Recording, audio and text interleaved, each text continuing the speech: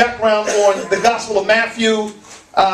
Matthew, those of you who may have not been to Bible school or have, you may have heard of synoptics. In General Bible 1, they teach you about the synoptics of the Gospel. Synoptics in layman's terms basically means a story told. Say, for instance, an incident has gone down in your community, and they need a written or sworn affidavit from the police to interview, or detectives in the area of what happened. They interview several people in that space of whatever the event took place to find out if there's any falseness or accuracy of that story told.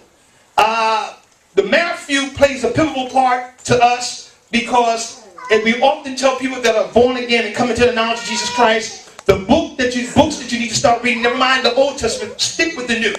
Because it shows you the importance of the beginning of what it means about salvation, and Jesus introducing what salvation was all about. But here, theme of Matthew showed Jesus as the King or Messiah. Matthew chapter 1 tells us concerning the genealogy of Christ. Jesus came down through 40 and 2 generations. And if you read down in the 20-something, like the 23rd, 24th, they call him Messiah.